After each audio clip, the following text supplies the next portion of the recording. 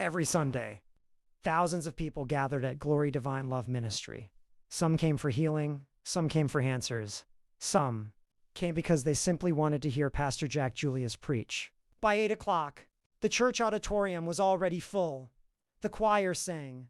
The ushers moved from row to row. The cameras were live. Everything looked perfect. And maybe it was. Pastor Jack stood on the altar beside his wife, Pastor Mrs. Grace Julius. They were loved across Africa. People called them God's generals. Their pictures were everywhere. Their testimonies were known by many. Even their children were known. Two of them, the first daughter, Deborah, led the youth ministry. The second child, Daniel, handled church projects and outreach programs. But the third child, nobody knew him. Nobody had seen him. Not even the oldest members of the church. His name was mentioned only once in a while, usually during family prayers or birthday celebrations. That was all. No photographs, no videos, no interviews, nothing.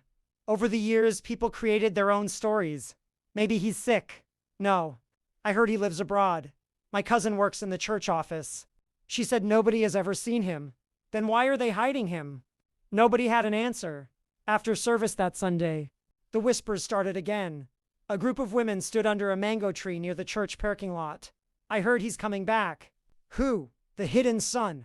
The women moved closer. What hidden son? Pastor. Ez, last child. The conversation continued, each person adding something new. Each person claiming to know the truth. Yet none of them had ever met him.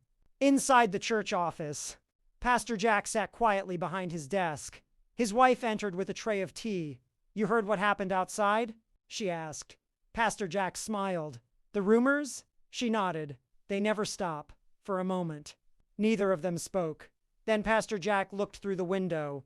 The time has come. His wife lowered her cup. She knew exactly what he meant. After 27 years, after all the hiding, their son could no longer remain a mystery.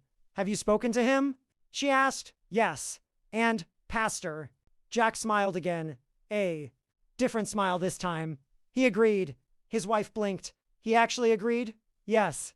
A slow breath left her lips. For years, that answer had always been no. No public life. But this time was different. Because this time, it wasn't about church. It wasn't about ministry. It was about marriage. And somewhere in another corner of Africa, a young woman named Elisa had no idea that her life was about to change forever.